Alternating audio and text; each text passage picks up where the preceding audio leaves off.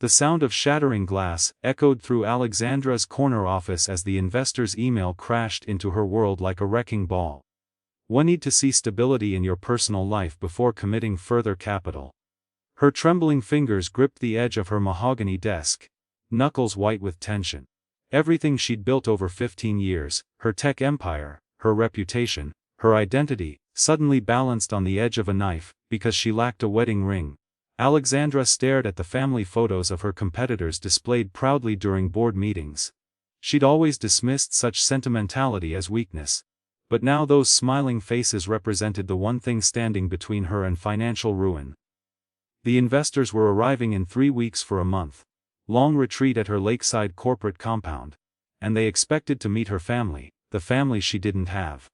That evening, as rain streaked down her penthouse windows, Alexandra scrolled through an exclusive staffing agency site, stopping at Marco Delgado's profile, a single father with kind eyes, struggling to make ends meet while raising his daughter. Something in his gentle smile made her pause.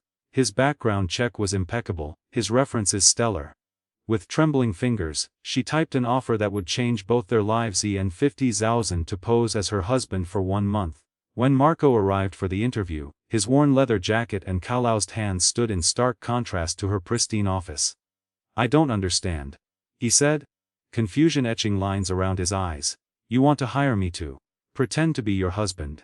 "It's a business arrangement," Alexandra replied, sliding the contract across her desk. "Nothing more." As Marco's pen hovered over the signature line, his daughter's school photo fell from his wallet. Alexandra caught a glimpse of the little girl's smile, so much like her father's, and felt an unexpected pang in her chest. For the first time in years, she wondered if the empty spaces in her perfect life might be more significant than the achievements that filled her walls. "You're holding your fork wrong," Alexandra whispered sharply, her manicured nails digging into Marco's wrist beneath the pristine white tablecloth. The chandelier light caught the tension in her eyes as 4 executive board members watched their every move. This dinner would make or break the Henderson deal, a contract worth millions. And her fake husband was eating his salad like he was at a baseball game. Marco's warm laugh surprised her, rolling through the stuffy dining room like summer thunder. "My daughter says the same thing," he admitted, his eyes crinkling at the corners as he adjusted his grip. "She's 7 going on 40. That one." The stiffness around the table melted as the investors leaned forward, suddenly interested in something beyond quarterly projections. Alexandra watched in disbelief as Marco fielded questions about fatherhood with an authenticity she'd spent years training herself to suppress. His stories about school plays and scraped knees carried more weight than her carefully rehearsed business strategies. When he spoke about teaching his daughter to ride a bike, "Sometimes you have to let them fall to help them fly," the Henderson CEO nodded with unexpected approval. Later that night, as they walked the moonlit path to their shared cabin, Alexandra's heels sinking into the gravel, she couldn't contain her confusion. "How did you do that? I've been courting Henderson for 3 years. And you won him over with stories about making pancakes." Marco stopped, the night breeze ruffling his untamed hair. "People don't connect with perfection, Alexandra. They connect with humanity." His calloused fingers gently brushed a strand of hair from her face, and for a moment, her carefully constructed walls trembled. "Maybe that's something your spreadsheets can't calculate." Alexandra turned away, but not before Marco caught the flicker of vulnerability in her eyes. A glimpse of the woman behind the CEO title. A woman who perhaps had forgotten how to be anything but flawless. In the soft glow of the porch light, something shifted between them. Something neither had anticipated in their carefully worded contract. Alexandra's phone vibrated against the polished conference table as the investment team presented their final projections. Marco's name flashed on the screen, the 3rd call in 10 minutes.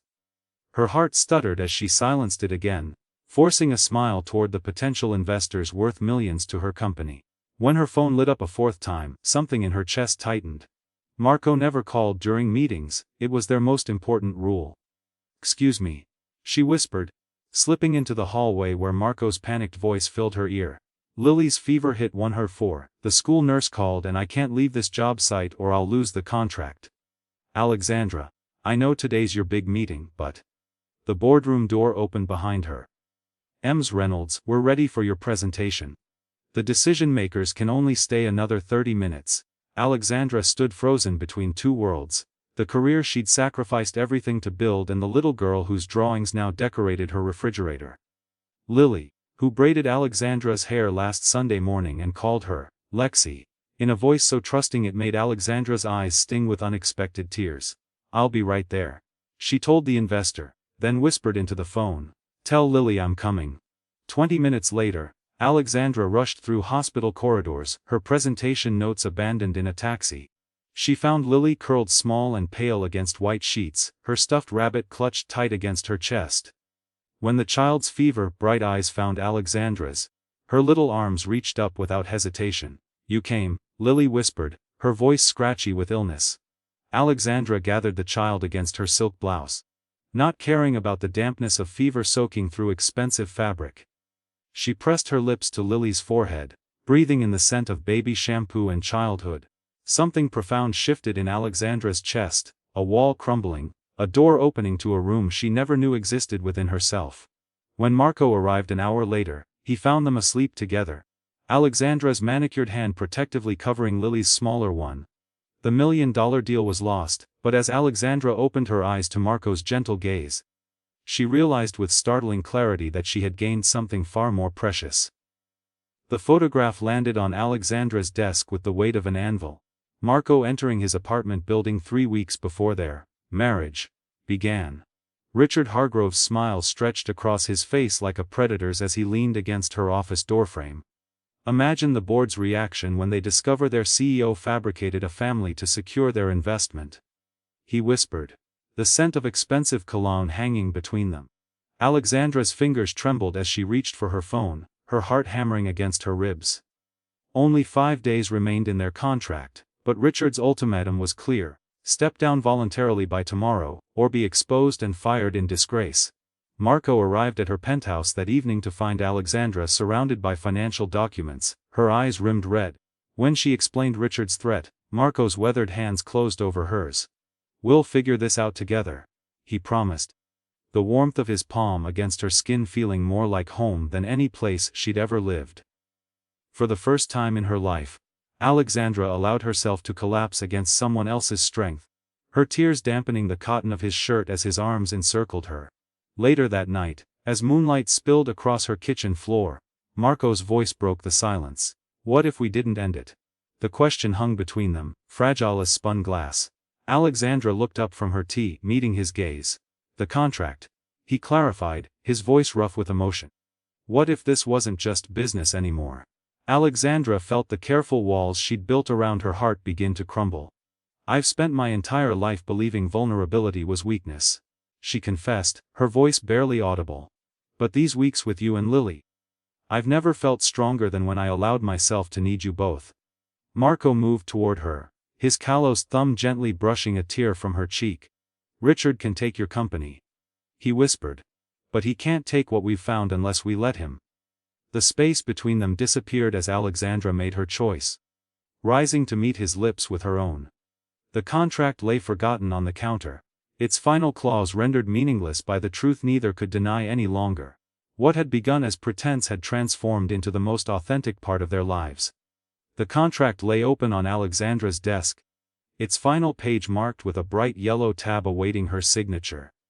One stroke of her pen would terminate their arrangement and free her to accept the CEO position at the parent company, the crown jewel she'd chased for 15 years.